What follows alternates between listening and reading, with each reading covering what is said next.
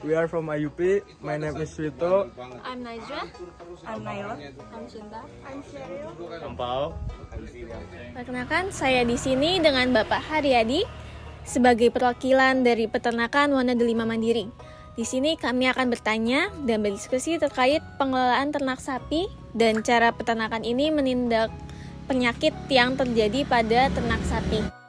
Di Peternakan Wonodelima ini pernah mengalami penyakit kaki dan mulut PMK. Pernah ketika berjangkit wabah PMK, penyakit mulut dan kaki, kita juga kena ya, karena bagaimanapun itu kan menular mungkin dari hewan ke hewan, mungkin dari manusia ke hewan, dan interaksi kita kan dari sapi itu dari pasar.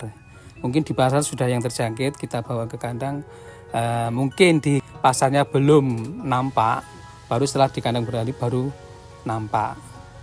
Kalau yang parah sekali itu harus melibatkan dokter hewan, baik dari penanganannya, kebersihannya, apa injeksi yang harus masuk, obat apa yang harus masuk, kebersihannya, karena untuk PMK itu kan luka-luka di sela-sela kuku ya, juga di mulut, kemudian juga nafsu makan berkurang, bahkan tidak mau makan karena sakit, seperti kalau kita sariawan itu sakit, sehingga ternak itu pasti berangsur-angsur akan kurus, itu bisa berakibat kematian karena ada penyakit yang lain. Kemudian kalau itu harus intensif dengan dokter hewan itu, katakanlah ini persentase sembuhnya berapa persen, dokter hewan kan bisa mengira-kira seberapa parahnya. Kalau misalnya parah banget, ya kita nggak usah mempertahankan dengan obat-obatan yang mahal, dengan waktu yang lama, dengan tenaga yang ekstra untuk mempertahankannya. Mungkin dikirim ke jagalan atau dipotong sebagai hewan potongan dengan label potong paksa.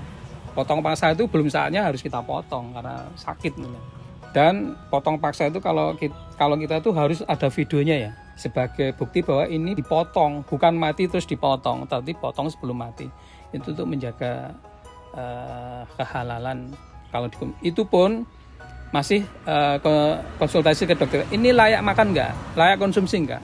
Kalau layak konsumsi bisa dikonsumsi. Kalau tidak layak konsumsi harus dikubur. Ya harus dikubur. Mau nggak mau. Ini untuk yang berat. Kemudian yang sedang itu kan perawatannya ekstra, dari kebersihannya harus setiap hari dibersihkan. Setiap hari dibersihkan. Kemudian ada, selain obat yang diinjeksikan untuk PMK, itu ada obat untuk luka, karena pasti semuanya mengalami luka baik di mulut maupun di sela-sela kuku. Namanya juga penyakit mulut dan kuku.